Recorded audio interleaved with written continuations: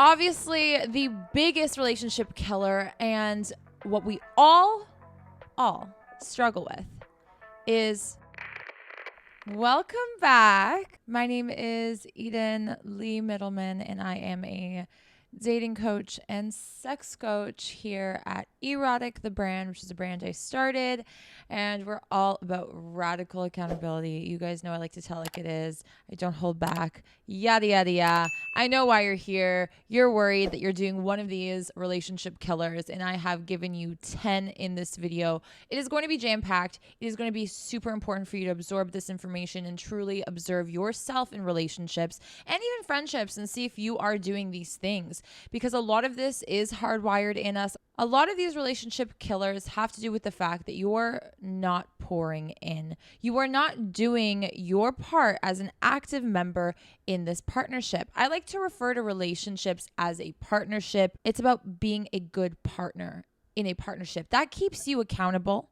That ensures that you understand what your teammate has to do as well. This also solidifies in your mind that your teammate, the other person, also has to play an active role in making sure the team succeeds. It is you together versus the issue rather than you versus your teammate. When we look at things this way, it simplifies the whole concept of relationship and brings it down to a healthy, balanced definition. Obviously, the biggest relationship killer and what we all struggle with is communication. Now, hold up. I know every time I say communication, people are like, what the fuck does that mean? Here's the kicker. The reason why you're confused is because everybody communicates differently. The degree in which you require communication from somebody else might vary from the degree in which they might need or not need. Think about it this way. If you know that every person on this planet is different, therefore the way we think, the way we communicate, the way we do things is different. What we need, what we expect, what we feel, what we do is different. And in a relationship, there's going to be a lot more problem solving. And this is a skill set. And in order for you to problem solve, a certain level of clear, transparent communication needs to be present, right? When your boss is telling you, hey, I need you to do this, but you've never done this, and the task requires multiple things and you've never learned and they have not explained, that isn't proper communication. And if you don't do the job well, who are you going to blame? You're going to blame your boss. And you're going to say, well, listen, you didn't really give me the rundown. But then your boss is going to turn around and look at you and say, well, you didn't ask. So here is the issue in relationships with communication. A lot of us require communication or clarity or confirmation or transparency or reassurance, but we never state that we need it. We sit there and pout and expect the other person to be a mind reader. And maybe to you, it's common sense, because I've said common sense a gazillion times in my mind until I realized that it's not so common if I keep bringing up common sense and how no one has common sense. What's common sense to me is not necessarily common sense to the other person. That doesn't mean that they're dumb. It just means that they look at things differently. If you have a problem, or if you feel uncomfortable, or if you're getting a vibe, communicate that. Because for you to sit in the dark and not tell your teammate about a problem that you're going through makes the team suffer. And then suddenly the other teammate feels like they have to carry on more weight because you're backing away. You're being shady. You're being weird. And this causes conflict. This causes friction. This causes tension. This causes issues. And this eventually will kill your relationship. The longer we allow things to go unspoken, the worse they get, because they go from something that could have been resolved in the moment to something that's now tacked on several other issues in the process. Why didn't you notice earlier? Why didn't you say something if you saw I was being distant? Why did you do this? How could you not know? Don't you know me by now? Don't you love me? Don't you care? Don't you da da da da da? And we've added more things to create a bigger deal out of something that might have been simple. Enough with the assumptions. Enough with the half communicating bullshit, which what I mean by that is you tell half truths. You don't really tell the whole story. You choose to omit things without asking your partner if that's something that they care to know or don't care to know. You fill in the blanks for other people. This is all done with a lack of communication. It's better to over communicate than to under communicate until you guys get a good swing and balance. And you can always say, is this something that you care to know? I don't know if I'm oversharing or these details I can omit. Unless that's something that you want to share, then by all means, you should feel comfortable oversharing in that sense. It is your partner after all, right? They're supposed to be super close to you. They're supposed to be able to listen and contribute to conversations when you communicate. So if there is some sort of conflict in this realm, it will kill your relationship. Number 2, and this is so unbelievably important. I feel like so many people don't take it as seriously as they should. And when I say it, it's not going to sound as groundbreaking as like communication or loyalty or whatever. But I've seen this be more often than you'd expect the reason why relationships do not prosper and do not withstand the test of time. Number 2 is not supporting your partner / not being their number one fan. As a teammate in this team, you need to all want each other to win. If you are not your partner's number one supporter, number one fan, number one cheerleader, number one whatever, you are not in a healthy relationship. You have to support their hobbies. You have to support their career choice. You have to support these things. You have to truly believe in them. Because if you don't believe in your partner, how can you believe in your relationship? So if you don't believe in one of your teammates, you're not going to really be that hopeful of your team succeeding, right? That's what it comes down to. And when another partner feels like their teammate is not supportive of them, it's going to affect the dynamic of the team. It's that simple. I don't care if their hobby is live streaming their gaming. I don't care if their hobby is stickers. It doesn't matter. You should be happy that they are happy and that they have found something that invigorates their soul. Whether it makes money or doesn't, if it brings them joy, it should bring you joy too. I've seen a lot of partners beat their partners down because of personal projections. And what I mean by that is because you're stressed about your finances, because you're an anxious person, or because you think life is shit and you see your partner getting joy out of simple things, you start to say, well, what are you doing? That's a waste of time. And what the fuck? Well, you're making a mess and like all of these craft supplies. And why do you need more? And this and that. And that's putting them down. Your partner is not going to feel comfortable and confident doing the things that make them happy around you. Even if you truly don't necessarily see the bigger vision, trust your partner in the fact that this is something that they are passionate about and that they see a vision in, or that brings them some sort of fulfillment and purpose. Every person should have their own thing going on for them. And as a teammate, you should be supportive of this. When you are supportive of this, it's not just for the other person, it's for you as well. It's going to benefit you knowing that your partner is happy, knowing that your partner is fulfilled. If you care about them, then you would also care about their passions, their dreams, and their goals. You should also be touching base and checking in and asking them about it. So you also have to show your interest in that. And that is how you become a supporter, a number one fan, cheer them on, guide them through, and be there for them. On to number 3, gaslighting. What gaslighting is when you don't believe that their feelings are valid, you deem them as wrong. Okay? You deem them as incorrect, as if feelings are right or wrong. Feelings are not right or wrong. This is the only time I'm going to say that there may be a gray area in your relationship. Feelings do not need to necessarily make sense to you. The whole point in you caring about your partner is knowing that they feel some type of way and you don't want them to feel a negative type of way. So you are going to listen to them and validate their feelings and see what you can do to help. Bottom line, what this comes down to is you not taking the time to try and understand where they're coming from. You take everything as a personal attack because you're insecure, because your ego is running the show, and because you feel like they're telling you that you're doing something wrong.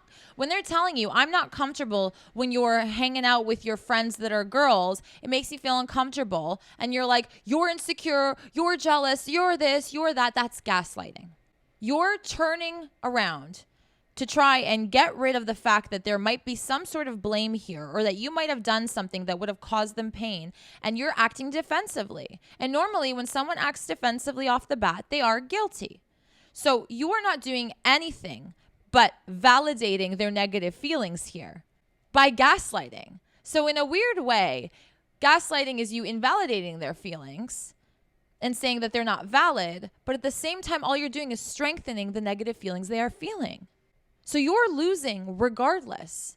You can't try and convince someone that their feelings are not valid, because while it might work in the moment, they are going to build this inner resentment and discomfort towards you that is then going to kill and ruin your relationship.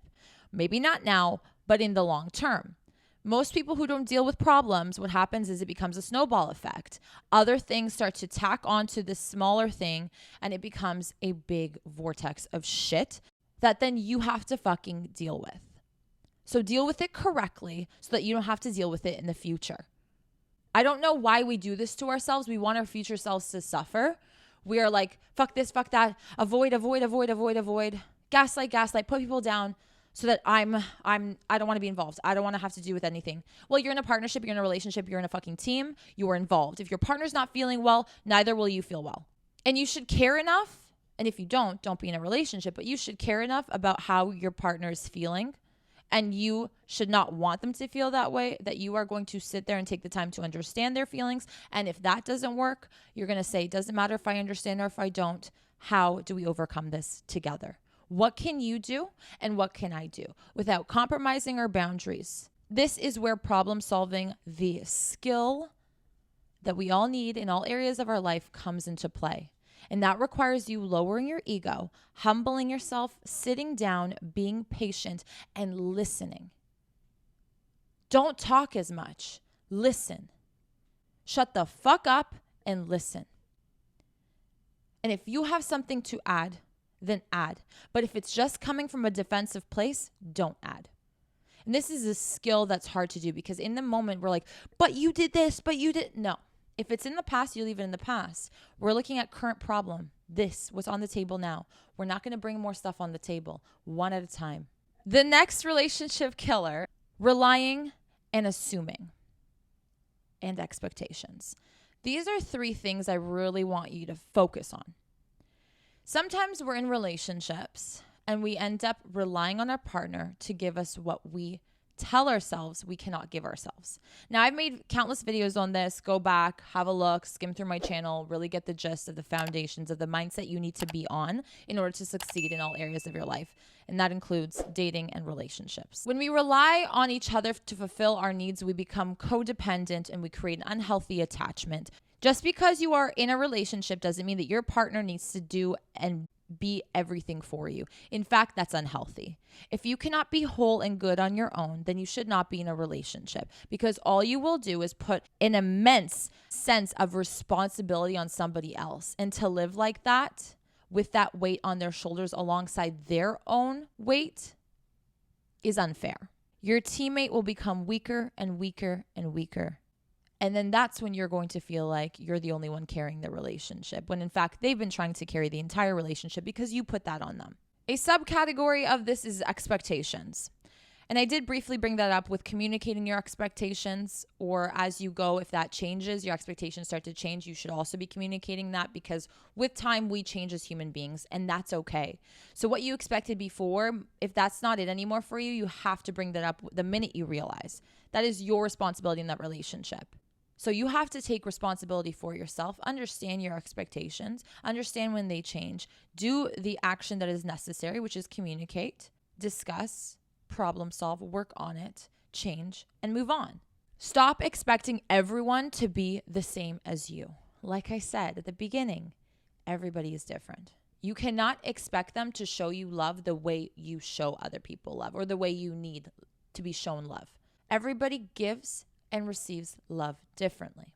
And this is a conversation I highly recommend people have over a glass of wine, over a cup of coffee. What makes you feel loved? Is it physical? Is it verbal? Words of affirmation? Acts of service? Because I think that this is what makes me feel loved, and I respect everything that you do and are naturally good at doing when you want to show love. But this is what really registers love for me. I was in a relationship where me and him gave and received love very differently. And I was unaware of what love languages were. I had no fucking clue that he wasn't registering all the shit that I was doing for him as not really love. He just was like, okay, she's just a good person, but like, I need this. So I'm a very kind of like acts of service person. I love to show up for my man. I love to go. I love to like be his number one fan. I love to show him that I'm right beside him, his ride or die, by doing things, by going out of my way and doing things because I want to. So my partner at the time was telling me that I need you to tell me that you love me more often than you do. And I need you to tell me that you're proud of me. And I need you to pet my face and give me a hug and do that. And I'm like, what? Because I'm like, that's not me. That's not really me.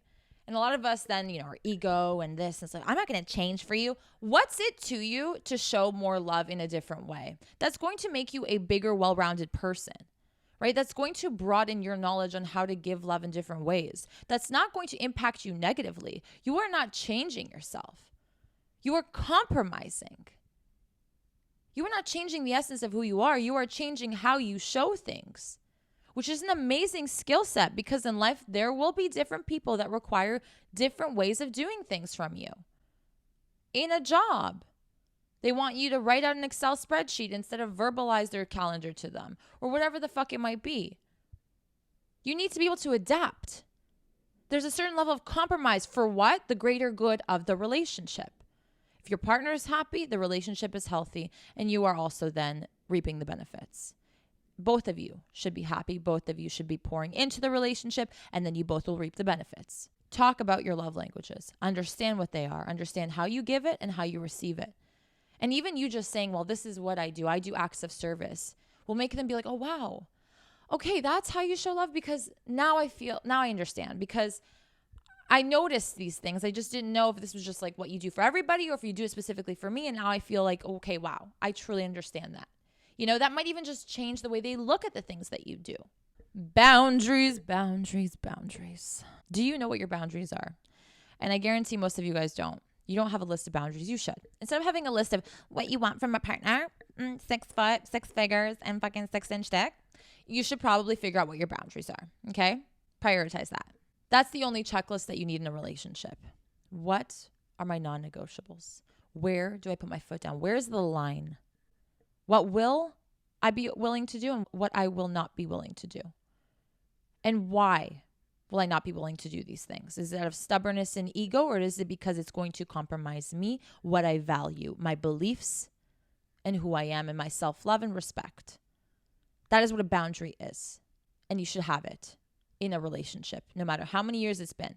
A lot of times we're like, we love each other, we trust each other so much, you don't have any boundaries.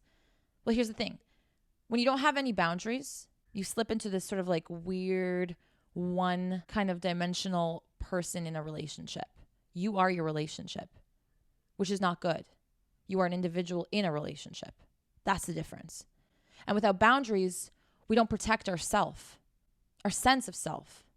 We lose that identity and become whatever the relationship is.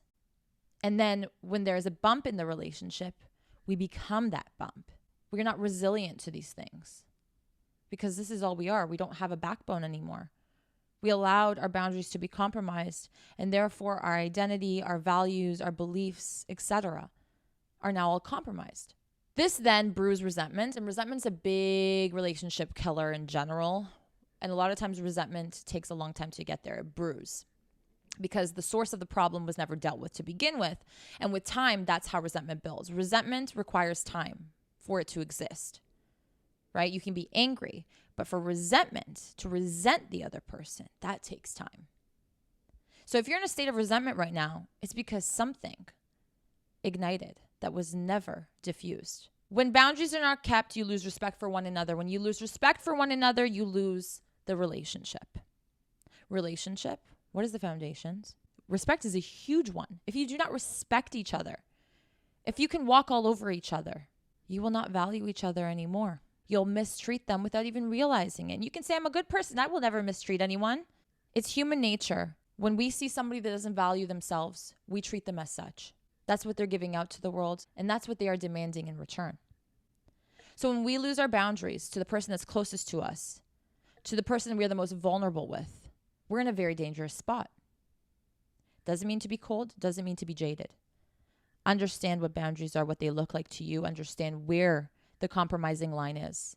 Adhere to it no matter what. Number 6 is stand up for one another. I can't tell you how important it is, regardless of if they're right or wrong, you have their back.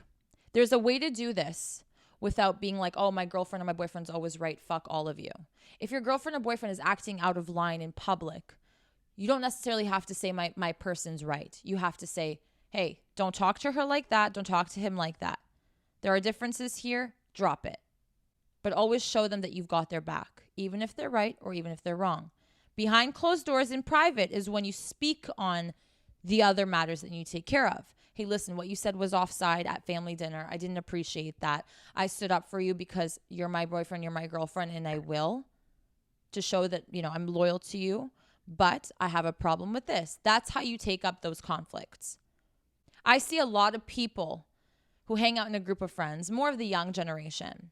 And there's like these mean, stupid, rude jokes, like to your girlfriend, like, shut up. Yeah, in front of your boys, like, oh, testosterone, you guys think you're tough. And yeah, my bitch. Okay, first of all, go fuck yourself. You are not a man. You are not a man if you behave like that. And ladies, if you shit on your man or whatever, you're a piece of shit. You're a bitch. Okay? Same goes for both. Don't worry. Don't worry. In public, around people, if you show that you mistreat your partner, or if you allow somebody to mistreat your partner, the team is no longer a team. There is a divide. They feel it right away. It absorbs into their subconscious and they no longer trust you. They feel like the loyalty isn't there. This is dangerous waters because this will break apart your relationship in a shorter period of time than you could ever expect. You guys have to have each other's backs. Okay? Right or wrong, have their backs and then deal with the right or wrong after behind closed doors. That's your personal business. This is another relationship killer right here is stop allowing other people in your relationship business. People start to take sides. People start to talk each other's ears off. People start to plant things in their minds. That's not fair to the relationship. Value your relationship enough to deal with the problems that are between you two, just between you two. Number 7, going to bed angry. This is what every stereotypical marriage counselor therapist will say. Don't go to bed angry. There's a lot of psychology actually behind this and science and research done that when you go to bed in a bad mindset, you're allowing your subconscious to ruminate in that and cultivate that energy for the next day. It gets worse. You have to deal with things before the day ends. If you and your partner have a fight, whether you live together or not, you do not go to bed angry. And that should be a promise you both fucking make to one another. I am not going to bed like this. And your partner should not say, well, that's your problem. I'm going to bed. Put your ego aside. If you are not willing to deal with conflict and try and find a resolution, or at least leave it on a promising note that this will be fixed or that you will deal with it, you do not go to bed. Stay up all night. I don't give a fuck. This is sort of where you allow your flight instincts to do its thing. And we got to control that because in a relationship, you can't just dip. You can't just take a break. You can't just run away. It's not going to do anything. It's going to make things worse. And you can pretend like, whatever, fuck it, I'm over it. But the next time something sparks or hits a similar nerve, it's going to be massive. And you guys have seen this. I'm sure you guys can relate. Deal with things. This is a good life skill, with or without a partner. Deal with shit ASAP. Do not postpone it. Do not prolong it. It's only going to be harder. It's only going to get worse. This will teach you to be good problem solvers. This will teach you to be useful with your time. This will teach you to kind of drive yourself to make sure that you guys end things on a good note every single day. This is an amazing habit for longevity in relationships. Number 8, appreciation is key. Show your appreciation and say your appreciations to one another. Randomly. You don't need to wait for them to do something out of the blue.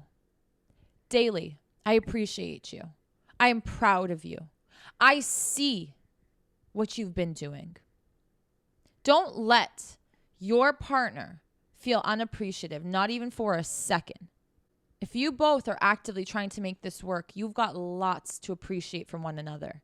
I appreciate your persistence. I appreciate your patience. I appreciate, the things that you do for me. The fact that you bought me lunch the other day. I appreciate the fact that you surprised me. I love that you show me that you appreciate me by surprising me, by doing things, by getting me flowers randomly, by showing up at my work just to give me a hug and kiss. These things go so fucking far. And I don't know where you guys get off on saying that you need to go and spend so much money and do all of these grand gestures. No, you don't. The only reason why you feel that way is because you are not consistent with your gestures. So in order for a gesture to register, you need to do something grand. When you are consistently doing little things to show each other appreciation and thanks and show your gratitude, when I tell you your relationship will feel like honeymoon more often than not for a long time, you have no idea. Just coming home from the grocery store and buying a little snack that reminded you of them, buying a cute little thing or saying a cute little thing or leaving a goddamn note before you go to work in the morning. Like, my eyes are tearing up just thinking about these small things. And I'm not a romantic, lovey person, but it's the thought. It's we don't have to, but we do it anyways. You will see that if you just show appreciation to somebody, they'll want to do it tenfold back. That's how it works. It's positive reinforcement at the end of the day. And you practicing gratitude is good for yourself. But imagine practicing it while that benefiting somebody else and having that done back tenfold just because you did a little bit. It's going to be an addicting habit that builds, and it's going to be a gorgeous back and forth, and the relationship will be beautiful. When you don't show this, the other person feels like, what's the point? And that's where a lot of people start to slack and give up and not care. Because, well, I'm doing it. It goes unseen, unnoticed. And so why the fuck am I doing this? You hear this with a lot of stereotypical married, unhappy couples where they're like, I cook, I clean, I work, I do this, I take care of the kids, I da-da-da-da, and nothing. All they ever want when they complain about that is appreciation. For you to just stop and observe your partner and say, wow, I don't live their reality, but I see what they're doing and I'm trying to understand it, and I appreciate how hard they try or work. I appreciate the little morning cuddles. Start looking at everything and being thankful for shit. We struggle with this because we ourselves are not even grateful for ourselves and what we have personally. So it becomes very hard to do that in relationships. That's why I always say, you got to learn how to do this on your own before you enter a relationship so you are equipped with the skills you need. Now that slides perfectly into number 9, when effort diminishes, when you stop pouring in because you feel like, well, I bagged a bad bitch and now I don't need to do work. I did the work. I pursued her. I, wined and dined. I took care. I was kind. I was sweet. And now I can sit back on my ass and juggle my balls. Effort needs to be consistent, just like communication, just like showing appreciation, just like showing up for the person. Consistency. This requires a certain level of discipline. When we stop pouring in, we stop receiving. When we stop paying our bills, the electricity goes off. When you are not giving, you will not be getting. So when you don't put in effort into a relationship, tell me why you expect your girl or your guy to be giving anything back in return. It's not a tit for tat. It's showing effort, which then shows that you care, which then shows that you love and you respect, and which is the method in which they absorb what you are doing, and that's what fuels them to continue on. When one of you stops because you're lazy, because you don't see the value, expect your relationship to die. Don't sit there and be surprised when things go south. You're getting colder. You're not communicating that you feel off maybe, or that you need help with something. So what do you expect? If you do not put in effort in getting the job that you want, in working on your qualifications, how do you expect to get it? How do you expect to be a millionaire if you are not even working? Your effort is the fuel to anything that you want in your life. Sometimes we lose motivation, but that's because we are lacking in discipline. You don't need motivation. You don't. It's nice to have, but you don't. You need discipline. If every day you show appreciation, if every day you decide not to go to bed angry, if every day you try and make time to have moments with your partner to tap in and to communicate, I can guarantee you that it's going to help your relationship. It's going to allow it to continue to flourish. If you're not going to pour, the plant is not going to grow. You're going to get fucking dirt, and you're going to be staring at the dirt expecting magic to happen like some insane person. That leads me into my last and final point, quality time. Of course, we know that relationships require quality time. I'm going to define quality time for you because I know a lot of you guys need definitions. Phones are away. No distractions. You are not the goddamn president. You don't have to worry about your phone. Okay? You're not that important. Simmer down. Turn it on fucking airplane mode. I don't give a fuck what you need to do. The phone is gone. I don't want to see it. I don't want to hear it. And if you are waiting for a phone call, you don't have quality time when you're waiting for a phone call. You don't fill in your waiting time with somebody because that's not quality time. You need to block off time like you block off to go to work, like you block off to fucking watch football on Sundays with the boys, like you block off whatever. You need to prioritize. Quality time is you showing and actively working on what you prioritize. Where you give time is where you are saying, I prioritize this aspect of my life, this person in my life, this thing in my life. Time is money. Time is everything. And it's not guaranteed.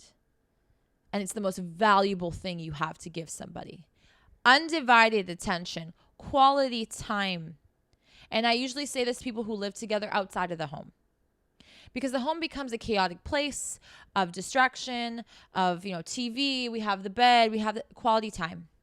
Clothes on, okay? Fucking is great. You guys know I encourage having sex as much as possible.